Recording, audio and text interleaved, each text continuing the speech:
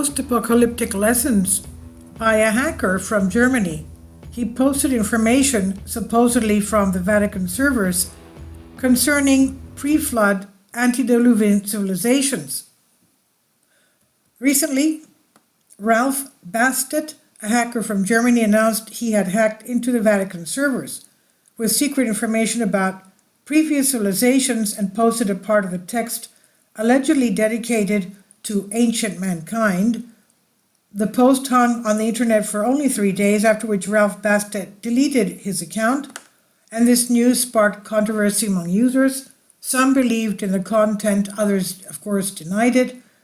25 to 30,000 years ago, there was a state with a high level of development, even exceeding our current development, our technology. However, despite the outstanding progress, the inhabitants were subjected to vices such as greed, pride, and cruelty. The geneticists of this civilization created people for physical work, endowed them with strength, and several centuries passed, and the slaves were considered too stupid. Then the so-called evolutionary genes were laid in their genome, allowing them to develop to a higher intellectual degree, and thanks to this, people were able to solve complex problems and perform a much wider range of responsibilities. Along with this, the slaves had thoughts of getting out of subordination.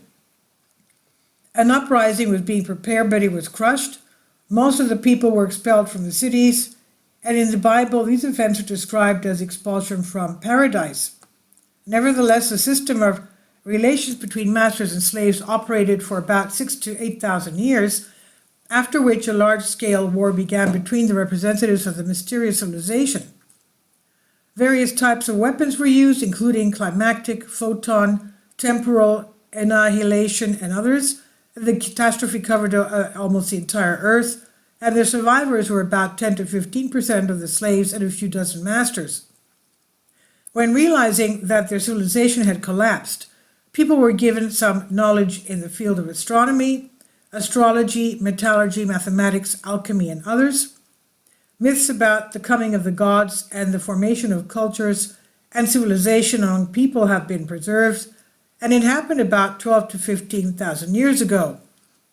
A few centuries later, people realized that the gods were pushing them to new civil strife and wars, and as a result, the last representatives of the highly developed civilization were killed by their courtiers. The age of development has come. All over the world, people began to form cities and communities, and finally become rulers on earth. The first 100 generations of people remembered the Great War and the consequences. Therefore, they tried to build, not destroy. Small conflicts ended through a collegial decision. The flourishing of human civilization has come, but the old began to be forgotten, while the newest generation had huge ambitions. People starting fighting again. Moreover, sometimes the most absurd things became the reason for the wars: the refusal of the ruler's daughter to marry the son of another, or the disease of cattle and grain were attributed to the machinations of neighbors. Humanity was again on the verge of a full-scale war, but religions and confessions appeared, and this made it possible to become more humble and to abandon hostilities. However, not for long.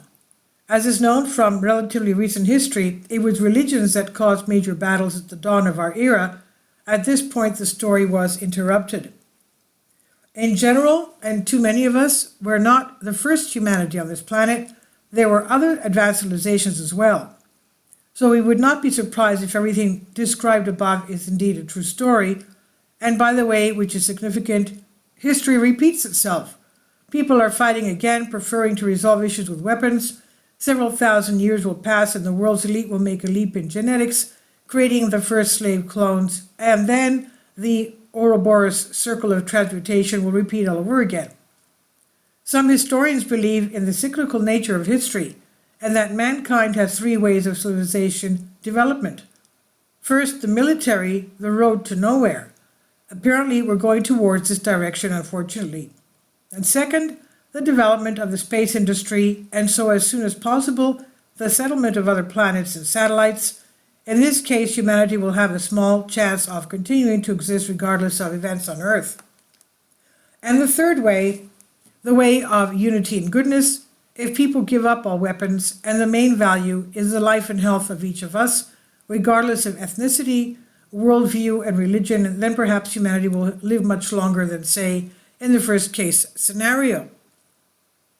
At the same time, interlocutors indicated a clear time frame gave humanity a life expectancy of 15 to 20,000 years, so perhaps it's not too late to change the vector of development so that it does work out, not as with previous past civilizations. Our common home is like a beehive, or anyone think of a dunghill for past and present and possibly future species or generations. Those who were born, developed here, left their habitat, conquering the boundless expanses, protect future generations, giving them the opportunity to rise. Perhaps that's why we still exist and we're not in the Stone Age, in the radiation blizzard of nuclear winter. And this is by Solas guest post on Collective Spark. Please leave your comments. Thank you for your support. Kindly support my Patreon account. The daily posts are 5 videos daily, and they are totally different from what I have on my YouTube channel. Thank you so much for your support and that you find all my content so interesting. You'll find the Patreon account details in the description box below.